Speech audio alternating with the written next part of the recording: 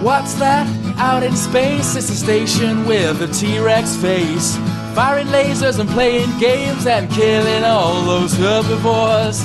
Out beyond the atmosphere, he's collecting stuff and striking fear. Come on board and grab a beer for gameplay vids and retro cheer. T-Rex Space Station. Hi guys, this is just a quick talky style video. There's a couple of things that I wanted to chat about this week. I've only got one pickup to show, and that's Nier on the Xbox 360. This was only £5 from my local game store, and it's an RPG that I've heard a lot of really good things about. I think it was in some people's top 10 Xbox 360 role-playing game lists, and so I saw it in the shop and thought I had to go for it really. The game have got a pretty good deal on at the moment. You can get 5 Xbox 360 used titles for £20, which I thought was really good value. But unfortunately I think people have poached the good titles, and there wasn't 5 games that I would want to buy there. And that's quite a large haul of games to buy in one go as well for me, so yeah, just this week. I've actually been playing it a hell of a lot. In fact, I've been played about 10 hours or so in the last couple of days. I'm getting really addicted to it, and it's kind of restoring my faith in the role-playing game genre. You guys might know that I have a little bit of a love-hate relationship with role-playing games. Classically, I have really enjoyed them, but I started to tire a little bit of them, and certainly tire of ones that follow the same format or same sort of style. With me becoming slightly more busy as an adult than I was as a kid, I tend to have a bit of a low patience levels with games. So if something's going to be really long-winded and slow, and it doesn't manage to hook me in, there's no story or anything like that that grabs me in, then I'll tend to get bored of it and won't play it. And sometimes I find that RPGs obviously can be very bloated, and so I'm very picky with the ones that I'll tend to put my time into. But actually, as a genre, it is the genre where I'll spend most of my time if there's a good title. You know, like things like Skyrim and stuff. I spent hours and hours and hours playing that, and really enjoyed myself. And I suppose Diablo is a type of RPG as well, and I've put like a couple of hundred hours into that. So yeah, when they're right, I really get into them. But as a genre, as a whole, I can be a bit skeptical of it, of investing too much time if I don't like it. Now, one of the things that I haven't enjoyed about role-playing games is that kind of really old school turn-based combat, which nowadays I do not have the patience for. It really does my head in. And I suppose something that I would put alongside that would be,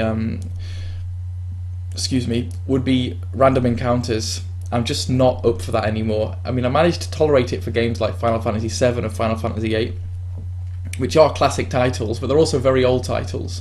And I think I really enjoyed Final Fantasy XII, where they changed to kind of in-field combat, where you can see the enemies in the distance, and you can choose to ignore them. There's just something about random encounters, things just randomly appearing, that it gets me on edge. It's that feeling of, is it going to happen now? Is it going to happen now? When do I heal? Blah, blah, blah. It's just not nice, and it's not a kind of continuous, cohesive way to play a game. It's very interrupted.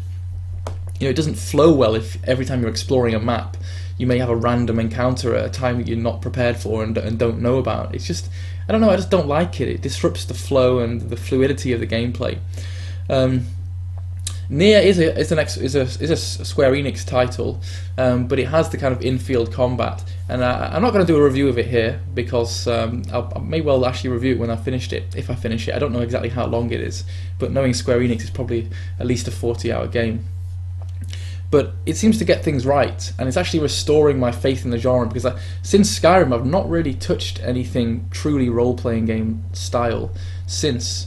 I've had a dabble in a couple of things, and I just tend to find them to be too much effort and not enough fun. Nier seems to be a great balance between action and role-playing game, and it has, you know, it's not complex, but there is depth there if you want it, and I kind of like that. It was easy to pick up, it got going very quickly, and the story is fantastic. So yes, this is definitely a good game. I recommend you guys pick it up, and keep your eyes peeled for a review once I've played a little bit more of it. I don't know, what do you guys think of role-playing games? Are you like me? Have you got a bit disillusioned with the old school style ones? Can you be bothered with turn-based combat? Or are you one of those people that really love to get into it, love random encounters, love fiddling around with stats and stuff like that? I tend to be on the side of liking role-playing games for the story and for the exploration, for the open world, not so much for turn-based combat, not so much for fiddling with statistics and looking at really fine details that are in there. I guess I did do quite a lot of stuff with Skyrim. I remember spending a lot of time forging to get really good armor.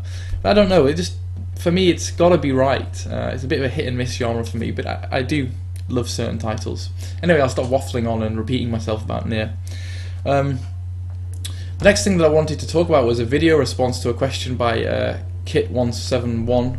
I think that's his name, isn't it? He was asking, what are the factors that influence you when you buy video games? And I thought this was really interesting, actually, and it's probably something that's been quite dynamic through my video gaming career, if you want to call it. It's not really a career, is it? My video gaming lifespan, I suppose. Something that's changed quite a lot from when I was a kid to now.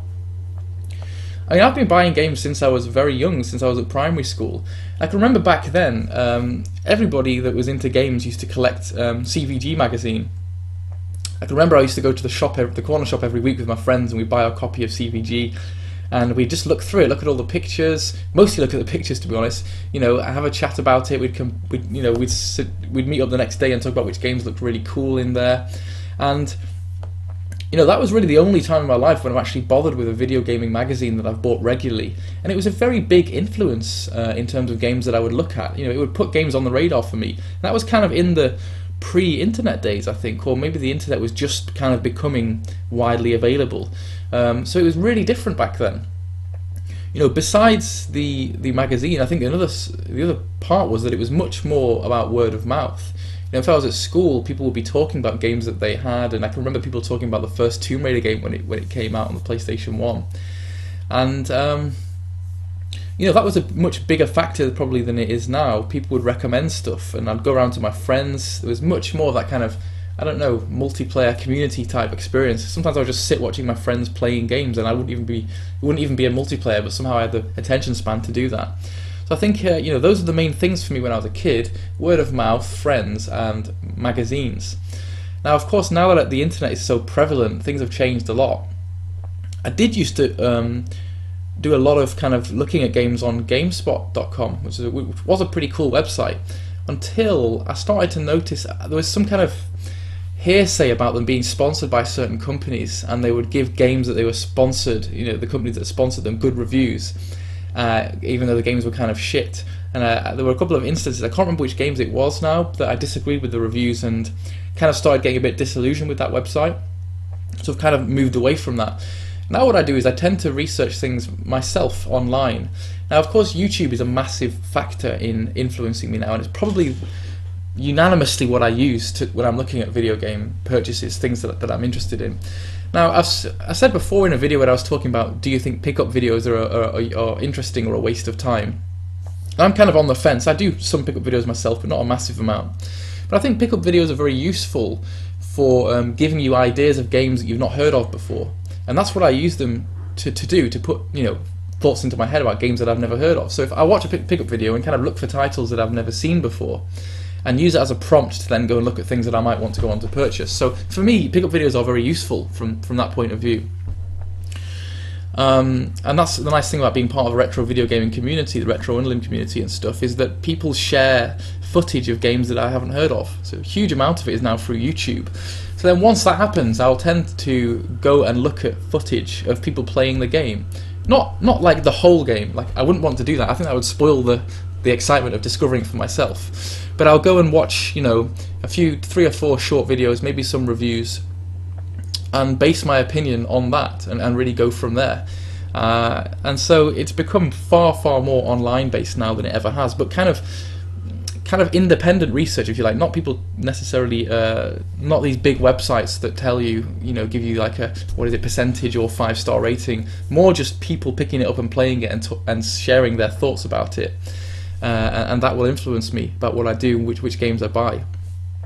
Another big factor that influences me though is actually whether it's readily available or not. So I'll Google it and see whether it's about and how much it costs. Now, you know, there are some games that I really want, Moosh Relest being an example on the Sega Mega Drive, but it costs a hell of a lot of money.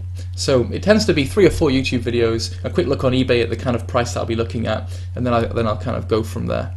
But as I said, I don't really want to look at complete gameplay footage. I wouldn't want to see like all the levels. I just kind of want to see how it plays, what people think of it, and then kind of want to make my own mind up for myself once I've bought the game. But it doesn't really take very long for me to make a decision that I'd like a game. You know, maybe 10-15 minutes of gameplay footage and go from there. So yeah, I thought that was a really interesting question that Kit asked, and maybe you guys could do a video response to him, or leave something in the comments below about what factors influence you these days. As I said in one of my pickup videos not so long ago, I did go to the game store, and there was a kid in there that was kind of showing me examples of titles, and actually the games that he suggested turned out to be really, really good. But I do sometimes just go to game stores and look and be opportunistic and look at things. If something's cheap, I'll actually take a big punt on it. You know, I think if something's £2, then you can't really complain. If it turns out to be shit, it's probably worth a stab, isn't it? So I do sometimes just go to the game store and think, what here is really, really cheap? And if I've got a tenner, I can get like 5 games or something.